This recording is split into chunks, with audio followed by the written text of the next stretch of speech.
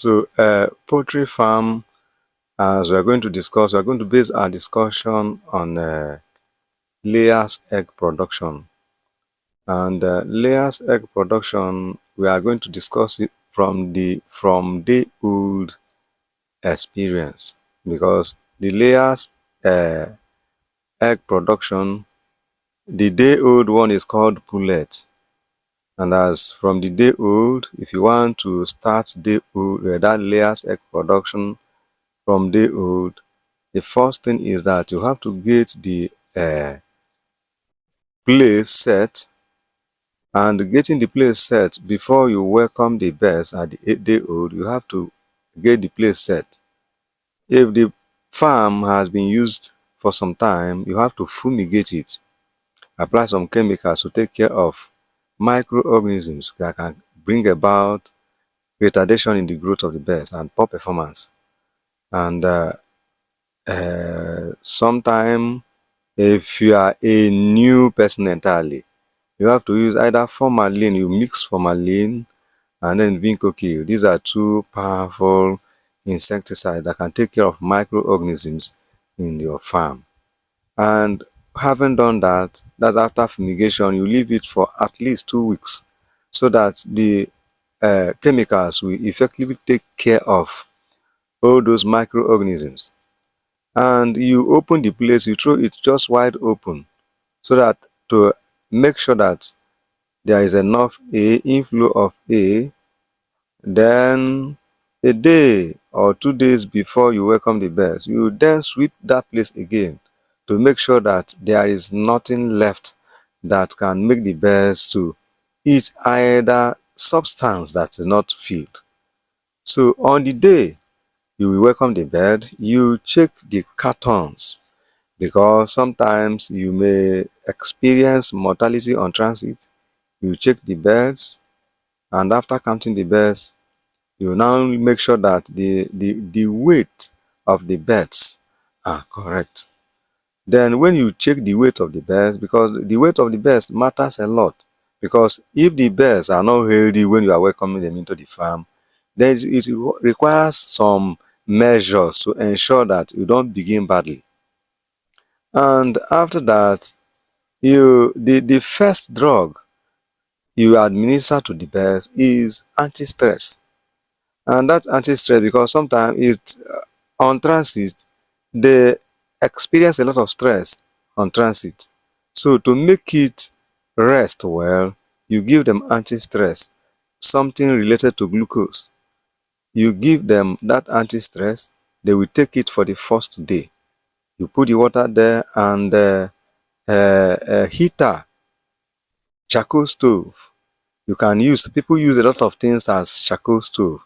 Some use iron bucket, some use just charcoal stove that is designated for heating up farms. Then you use it, make sure that the environment is warm. It's very warm, the temperature will be warm. Then you put water first.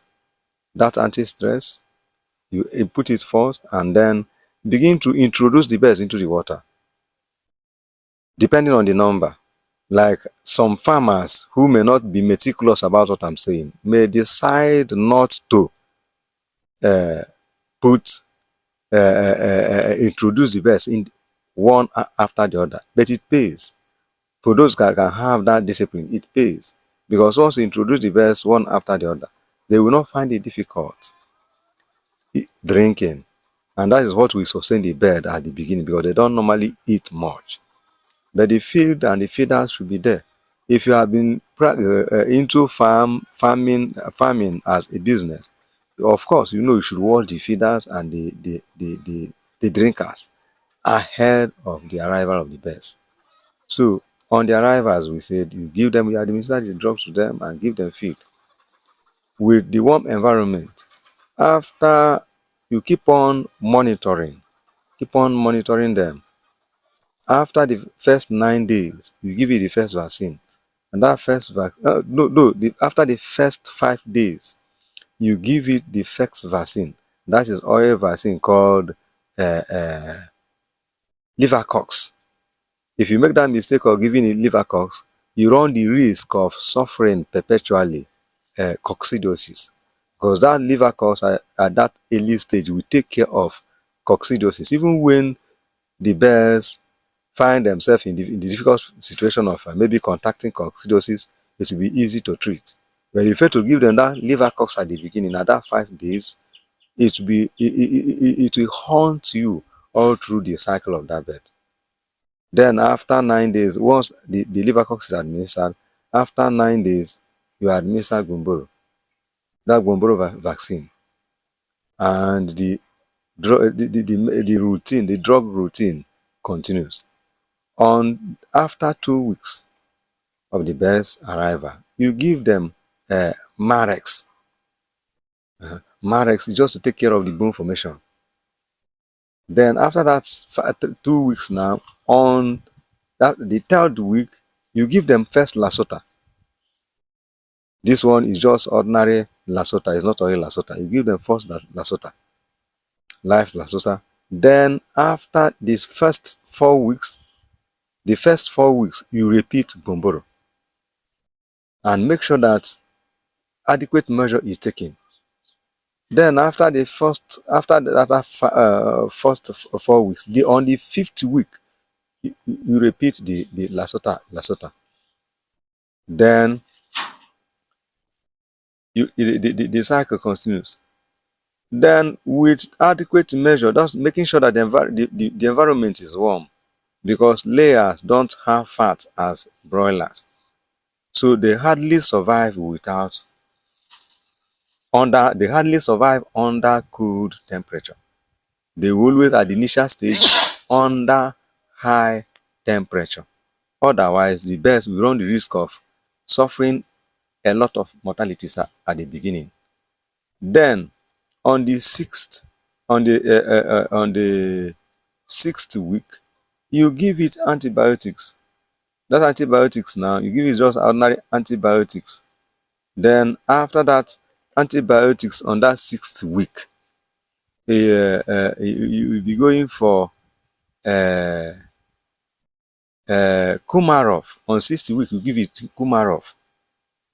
Then this time around, that Kumarov is oil vaccine, which is always expensive. That is why, because farmers scale, they hardly get into all these details. Then on the 7th week, you give them Coryza. That Coryza, you will just oil vaccine. Then 80th week, you administer fowlpox vaccine. That is wingworm. Then after that 80th week, the next thing is that on the 9th week, you give them the first deworming, depending on your choice. You can use any type of bird, preferably Piper dewormer. Using that Piper dewormer at the 9th week. Then on the 10th week, you give them just ordinary antibiotics. You give them antibiotics to make sure that the health of the birds are maintained. Then on 11th week, you give them again, you deworm them again for the second time, waiting for the debeaking.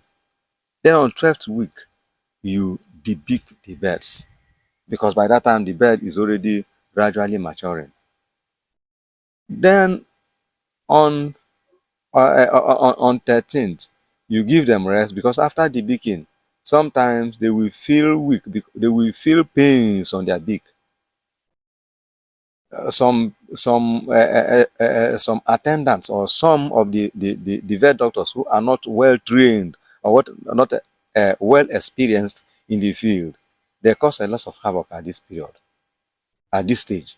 Some of them you may suffer careless. Some of them who are careless can cause a lot of mortalities in the farm in the course of debeaking them. For experienced vet practitioners or vet doctors, they will give you the best. Sometimes the best may not even suffer much stress. After debeaking them, highest 2-3 days, they begin to eat normally.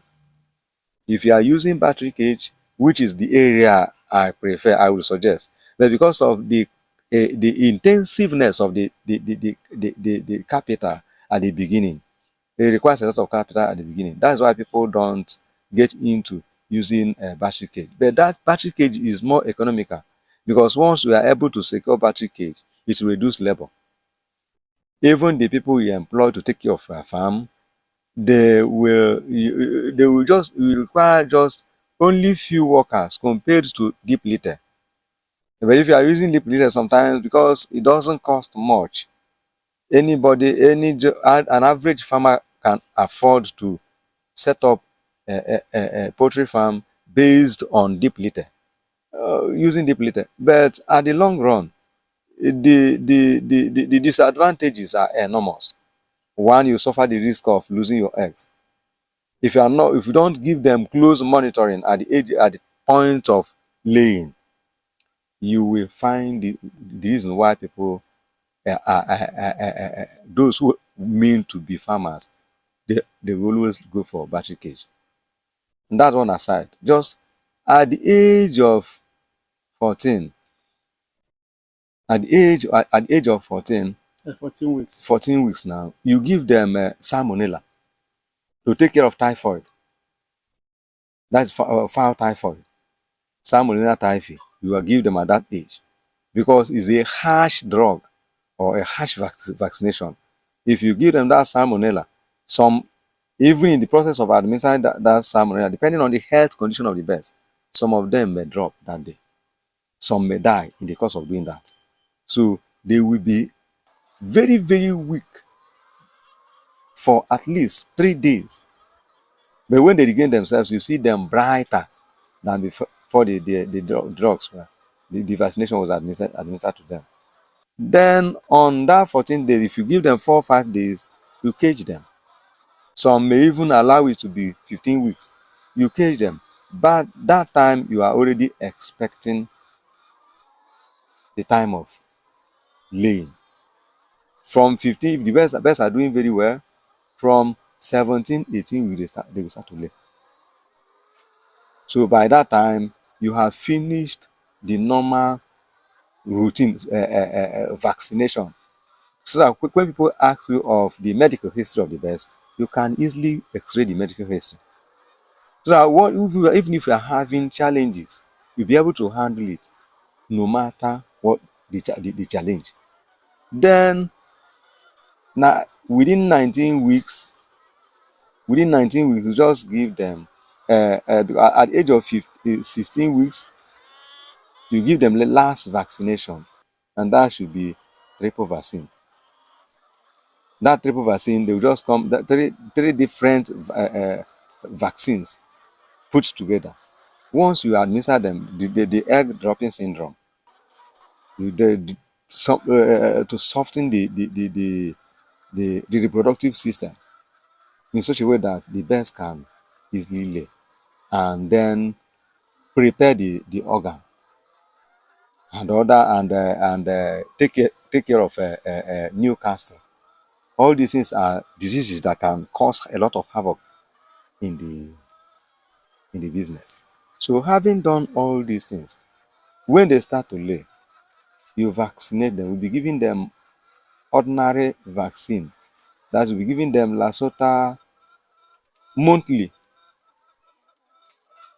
You'll be giving them Lasota monthly once they start to lay.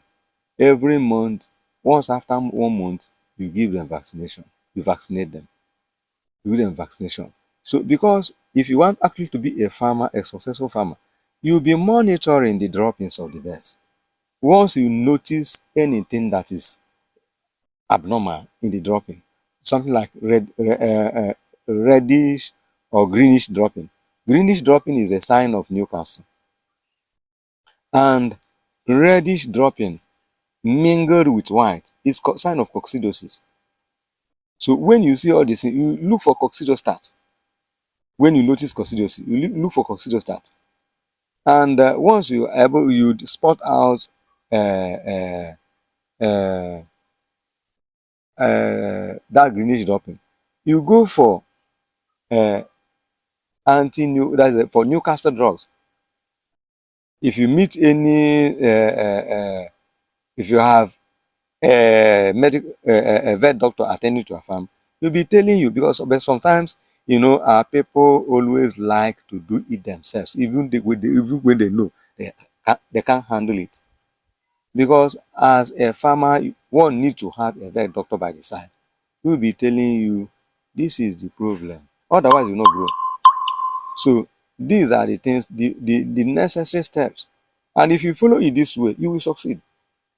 I don't believe that if you do it, no, success doesn't just come that way. You do it repeatedly, correct your mistakes, and as you do it repeatedly, correct your mistakes. I believe that experience is the best teacher.